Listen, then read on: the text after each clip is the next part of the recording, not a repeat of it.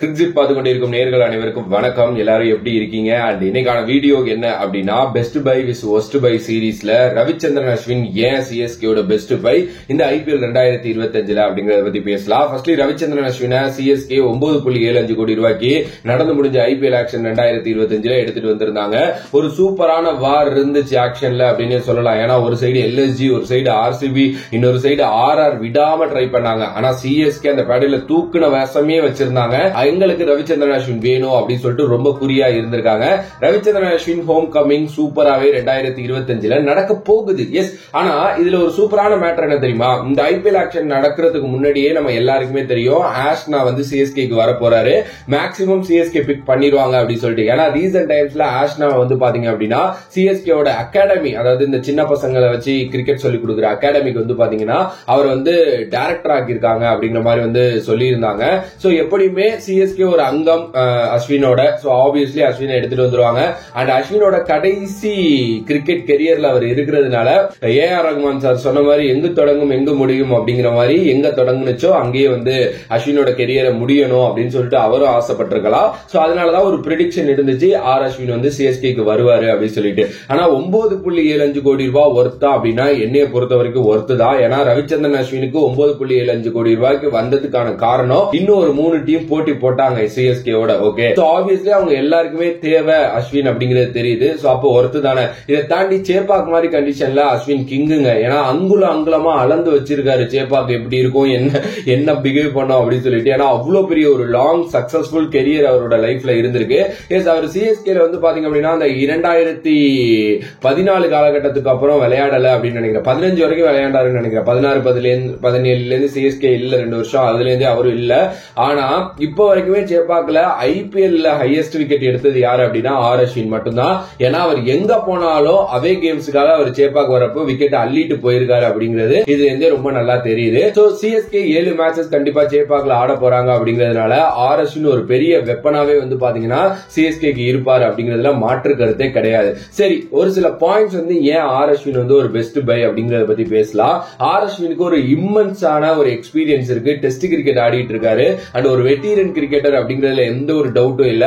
S, அவருக்கு இவ்வளவு வயசாயும் இப்ப இருக்கிற சின்ன பசங்க கூட அவரோட போட்டி போட முடியாது. அந்த அளவுக்கு அந்த ஆப்ஷன் அப்படிங்கிற ஒரு விஷயத்துல தலைவன் வந்து ஒரு வேற லெவல் அப்படின்னே வந்து சொல்லலாம். அதே நேரத்துல அஸ்வின் வந்து ஒரு ஸ்பின்னர் மட்டும் கிடையாது, அவர் வந்து ஒரு டெய்லர் மேட் ஃபார் சேப்பாக் அப்படிங்கிறது தான் உண்மையான ஒரு விஷயம். அதே நேரத்துல சேப்பாக் வந்து ஒரு ஸ்பின் ஃப்ரெண்ட்லி விக்கெட் அப்படிங்கிறது தெரியும். சோ இந்த பிட்ச் வந்து பாத்தீங்க அப்படின்னா பாரடைஸ் ஃபார் ஸ்பின்னர்ஸ் அப்படின்னு சொல்லுவாங்க. சோ பேட்டர் வந்து பாத்தீங்க அப்படின்னா எங்கிட்டாவது அடிக்கணும், ஏதாவது பண்ணணும், கேம் இப்படி மாத்தணும் அப்படின்னு நினைக்கிறப்போ அஸ்வின் மாதிரி ஒரு ஆள் வந்து ஒரு கேரம் பாலோட, ஒரு ஆஃப் ஸ்பின்னோட, ஒரு சீம் அப் டெலிவரியோட வந்தா என்ன நடக்கும் பேட்ஸ்மேனுக்கு ஒன்னும் புரியாது, தலகால் புரியாம இருப்பாங்க. பொதுவாவே ஆஃப் ஸ்பின்னர்ஸ் வந்து லெப்ட் ஹேண்டருக்கு கொஞ்சம் டேஞ்சரஸ் அப்படின்னு தான் சொல்லுவாங்க. ஆனா தலைவன் அஸ்வின் வந்து பாத்தீங்கன்னா நீ லெப்ட் ஹேண்டரா இருந்தா கண்டிப்பா விக்கெட் எடுப்பேன், ரைட் ஹேண்டரா இருந்தாலும் கண்டிப்பா விக்கெட் எடுப்பேன் அப்படிங்கிற மாதிரி வந்து பாத்தீங்க அப்படின்னா மிஸ்ஸரபிள் பண்ணக்கூடிய ஒரு ஆளு. இஸ் ஆப்வியஸ்லி சூப்பரான ஒரு பவுலருங்க. அதுக்கு அடுத்தபடியா வந்து ஒரு டாக்டிக்கல் பிரில்லியன்ஸ் இவருக்கு எப்பவுமே இருக்கும். அஸ்வின் வந்து எல்லாருமே வந்து டாக்டர் ஆஃப் கிரிக்கெட் அப்படின்னு தான் சொல்லுவாங்களாமா. ஏன்னா நிறைய யோசிப்பாரு, நிறைய அட்டாக் பண்ணுவாரு. அண்ட் ஒரு மாதிரி பவுலிங்கை தாண்டி அவர் பண்ற சில விஷயங்கள் வந்து பாத்தீங்க அப்படின்னா ரொம்ப நல்லா இருக்கும் ஆன் ஃபீல்ட் அண்ட் ஆஃப் ஃபீல்டுல. மேபி தோனி மாதிரி ஒரு ஆள் விக்கெட் கீப்பிங்ல நிக்கிறப்போ, அஸ்வின் மாதிரி இன்னொரு ஒரு எக்ஸ்பீரியன்ஸ் ஆள் பவுலிங் போடுறப்போ என்ன மாதிரி அவங்களோட அந்த இது இருக்கும் நீங்க நினைச்சு பாருங்க. அது ஒரு பயங்கரமான விஷயம். அஸ்வினோட அந்த ஒரு எக்ஸ்பீரியன்ஸ் வந்து கண்டிப்பா ஒரு டாக்டிக்கல் பிரில்லியன்ஸ் உருவாக்கும். அதே நேரத்துல டீமுக்கும் சில இன்புட்ஸ் கொடுக்கறதுக்கு ரொம்ப உதவியா இருக்கும். அதுக்கப்புறம் வந்து பொதுவாவே ஸ்பின்னர்ஸ் வந்து இந்த மிடில் ஓவர்ல ஓவரை தள்ளணும், கொஞ்சம் விக்கெட்ஸ் வரணும் அப்படின்னு சொல்லிட்டு தான் கேப்டன்ஸ் யூஸ் பண்ணுவாங்க. ஆனா நம்ம தலைவன் அஸ்வினா நீங்க பவர் பிளேல யூஸ் பண்ணலாம், டெத் ஓவர்ஸ்ல யூஸ் பண்ணலாம், மிடில் ஓவர்ஸ்ல யூஸ் பண்ணலாம். இவர்கிட்ட ஒரு வெர்சட்டிலிட்டி இருக்கு. சோ ஆப்வியஸ்லி வந்து பாத்தீங்க அப்படின்னா அது ஒரு பயங்கரமான ஒரு பவுலிங் அட்டாக்கா மாறதுக்கு சான்சஸ் இருக்கு. ஏன்னா நிறைய டைம்ஸ் நம்ம தோனியை பார்த்திருக்கோம், பவர் பிளேல அவரை வந்து யூஸ் பண்ணிருக்காரு. அட் த சேம் டைம் வந்து பாத்தீங்கன்னா டெத் ஓவர்ஸ்லயுமே யூஸ் பண்ணிருக்காரு இன்டர்நேஷனல் கிரிக்கெட்ல. சோ ஆர் அஸ்வினை நீங்க எங்க வேணாலும் யூஸ் பண்ணலாம். அதே நேரத்துல R Ashwin as a batter ரொம்பவே எவால்வ் ஆயிருக்காரு அப்படின்னே சொல்ல முடியும். ஏன்னா ஆர்ஆர் வந்து கொஞ்சம் மேலே எல்லாம் அவரை இறக்கி விட்டு ஒரு ஃப்ளோட்டரா அனுப்பி விடுவாங்க, போங்க போயிட்டு அப்படியே உங்களை காமிங்க அடிங்க அப்படின்னு சொல்லிட்டு. அதுலயும் நிறைய சக்சஸ் வந்திருக்கு. அண்ட் ரீசன்ட் டைம்ஸ்ல நடந்த டிஎன்பிஎல்ல கடைசி 5 மேட்ச்ல 5-15 நினைக்கிறேன் பயங்கரமா விளையாண்டு டீமுக்கு கப்பும் அடிச்சு கொடுத்திருக்காரு. ஒரு பயங்கரமான கேப்டன்சி மைண்ட் செட் அவருக்கு வந்து ரொம்ப சூப்பரா இருக்கு. அண்ட் தமிழ்நாடு கிரிக்கெட் இவ்வளவு எவால்வ் ஆகுறதுக்கு முக்கியமான காரணம் அவரும் ஒரு ஆள் அப்படின்னே நான் சொல்லுவேன்.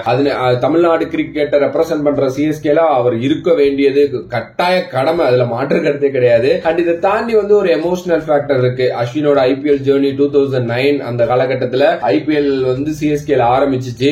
இது ஒரு சூப்பரான ஒரு ஹோம் கமிங் அப்படின்னு தான் நான் நினைக்கிறேன். கண்டிப்பா சிஎஸ்கே ஃபேன்ஸ் எல்லாருமே ரொம்ப ஆல்ரெடி த்ரில்டா இருப்பீங்க.